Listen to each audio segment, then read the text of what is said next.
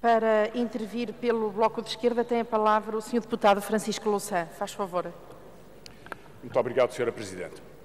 Sr. Primeiro-Ministro, é sempre um momento descontraído desta Assembleia da República quando o Sr. Primeiro-Ministro vem apresentar a ideia de apresentar propostas de lei.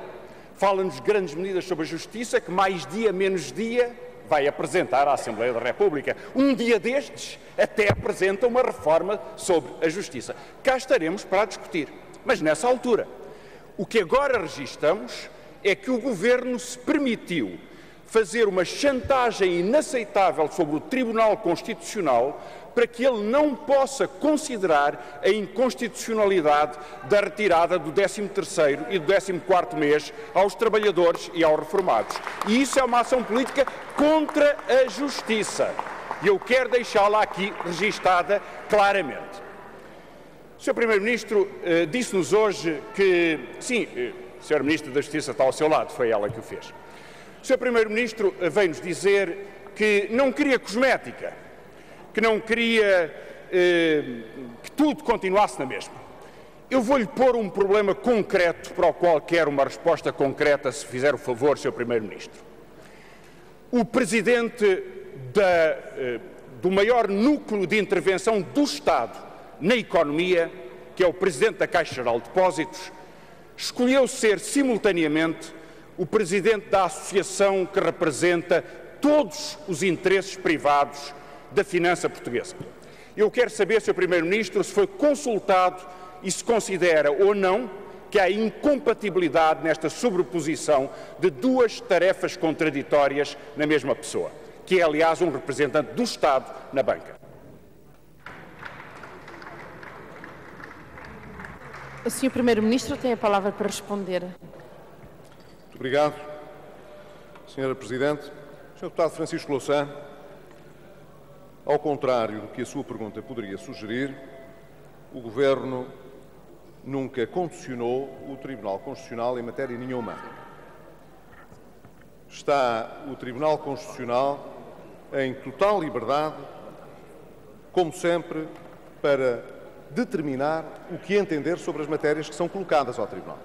Quando, de resto, matérias ligadas com a putativa inconstitucionalidade de diplomas é suscitada, o Governo tem dito reiteradamente que não é ao Governo que compete referir da constitucionalidade ou inconstitucionalidade, é ao Tribunal Constitucional. Sobre a questão dos subsídios, Sr. Deputado, a questão é conhecida. O diploma não está presente ao Tribunal Constitucional. Mas uma medida idêntica que foi apresentada ao Tribunal Constitucional já foi objeto de um acórdão do Tribunal Constitucional. Teve que ver com o corte de 5% em média na função pública que ocorreu em 2011. E nessa matéria, o Tribunal estatuiu que considerava esse corte constitucional na medida em que ele era transitório e ocorria em circunstâncias muito especiais da vida do país.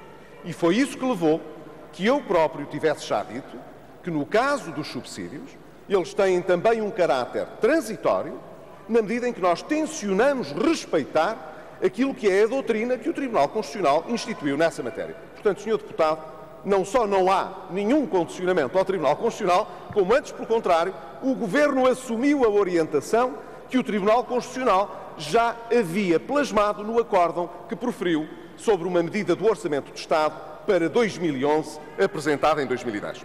Quanto à questão que o Sr. Deputado apresenta sobre o Sr. Presidente da Caixa Geral de Depósitos, fui informado do convite para o Sr. Presidente da Caixa Geral de Depósitos vir a desempenhar as funções de Presidente da Associação Portuguesa de Bancos. E devo dizer que transmiti a orientação que, não tenho dúvidas, será seguida. Não vejo nenhuma incompatibilidade no horizonte no desempenho dessas funções. Mas a primeira incompatibilidade que se venha a revelar materialmente e que não se vislumbra, Sr. Deputado, antes pelo contrário, deixe-me dizer, considero que pode ser uma boa oportunidade até para a Caixa Geral de Depósitos poder exercer alguma influência maior no sistema financeiro, mas, Sr. Deputado, não tenho dúvidas que não será precisa uma indicação minha para que, em caso de alguma incompatibilidade de funções, o Sr. Presidente da Caixa Geral de Depósitos se antecipar a qualquer decisão que o Governo viesse a tomar nessa matéria.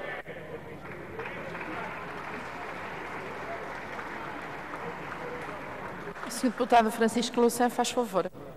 Muito obrigado. Sr. Primeiro-Ministro, a Ministra da Justiça entendeu que se o Tribunal Constitucional considerar inconstitucional o corte do 13º e 14º mês, seria uma catástrofe.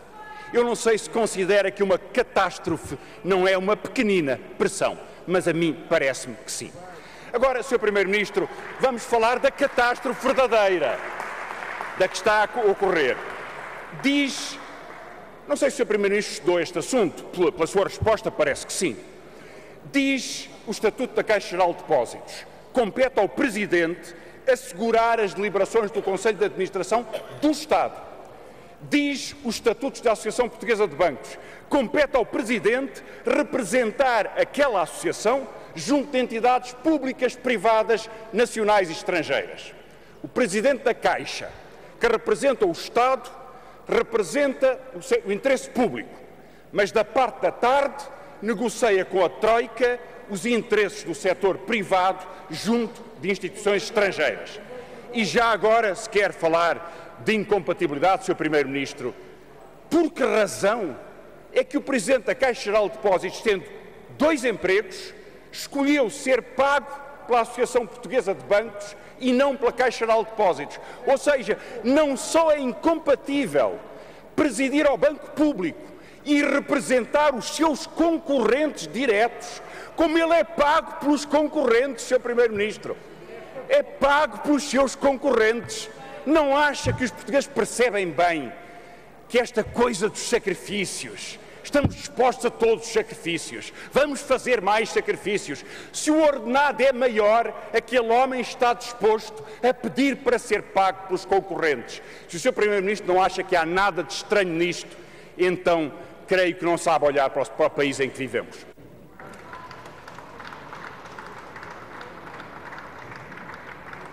Sr. Primeiro-Ministro, tem a palavra. Sr. Deputado, a Caixa Geral de Depósitos faz parte do sistema financeiro português. E, nessa medida, não estranhará com certeza a ninguém que o Presidente da Associação Portuguesa de Bancos possa ser escolhida de entre o setor financeiro português e, nomeadamente, que ele possa ser o Presidente da Caixa Geral de Depósitos.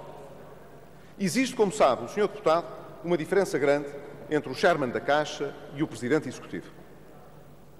O caso que o Sr. Deputado referiu até tem que ver com o Chairman da Caixa e não com o Presidente do Conselho Executivo. Seria talvez pouco natural que o Presidente Executivo da Caixa dispusesse de tempo suficiente para fazer também a presidência da Associação Portuguesa de Bancos.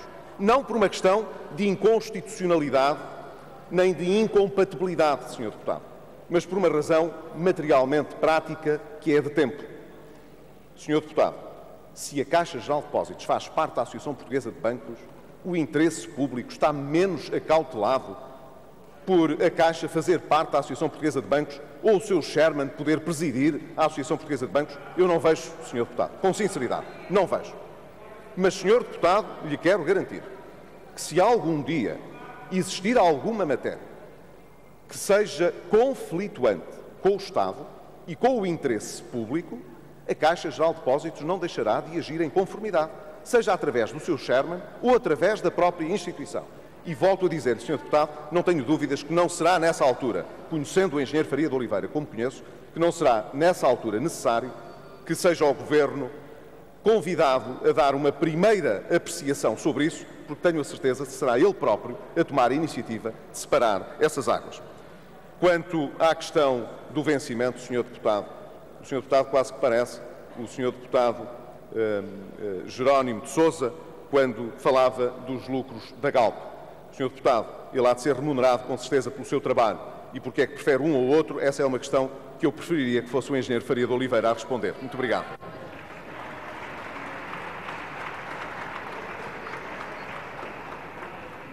Sr. Deputado Francisco Louçã tem a palavra. Sr. Primeiro-Ministro, por que razão prefere um ordenado ao outro? Toda a gente sabe que há uma lei que implica que os gestores públicos têm uma limitação a um salário que é igual ao seu. E se está no setor privado, não é implicado por esta lei. E é claro que toda a gente percebe, mas como é que um ex-ministro consegue viver com menos de 21 mil euros por mês? Não pode ser. Há pessoas em Portugal, Sr. Primeiro-Ministro, que se conseguem desplafonar. Sabe o que isso quer dizer? O senhor bem pode dizer que é o Sherman, não me diga que é o homem da cadeira. O facto é que quem tem responsabilidades públicas tem que saber ter responsabilidades públicas. E neste momento, acima de tudo, tem que saber ter responsabilidades públicas. E por isso, Sr. Primeiro-Ministro, hoje de manhã veio dizer que é preciso garantir que tudo não fica na mesma. Repetiu-nos agora medidas de cosmética. Mas quer cosmética mais triste do que esta? De quem tem todo o poder para decidir sobre si próprio e que utiliza toda a ganância para si próprio. E diria que isto se aplica como regra geral na forma como as coisas públicas são conduzidas. Veja o caso das rendas energéticas.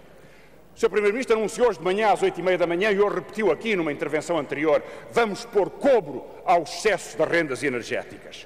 O que acontece, Sr. Primeiro-Ministro, é que no relatório do Secretário de Estado, que foi corrido do Governo, dizia-se qual era o valor dessas rendas, para nós sabermos exatamente quanto é que tinha que se poupar. 3.925 milhões de euros. E no relatório que foi feito depois dele ter sido corrido, cá está ele distribuído ontem à Assembleia da República, o que se veio dizer é que não há rendas excessivas, não sabemos bem qual é o valor, temos que fazer contas, não fazemos ideia. O que sabemos é que os consumidores devem à déficit tarifário.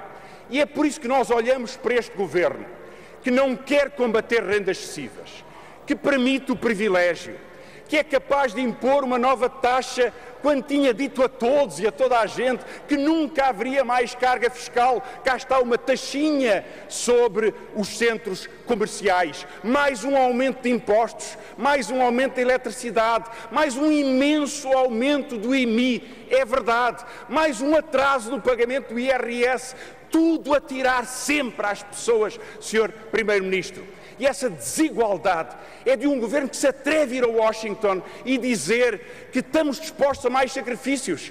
Daremos uma lição de moral. Um primeiro-ministro que vai aos Açores e diz os pobres têm uma esmola garantida pelo Estado. Olha a esmola na Caixa Geral de Depósitos. Olha a esmola da EDP. Olha a esmola das rendas excessivas. Olha a esmola das parcerias público-privado. Na justiça é que o país se faz grande. E nesta iniquidade, Sr. Primeiro-Ministro, está a matar esta economia, está a matar a esperança e está a diminuir a democracia. Nós precisamos de mais democracia e, portanto, de mais responsabilidade. E é por isso que está aqui o Bloco de Esquerda para toda essa luta.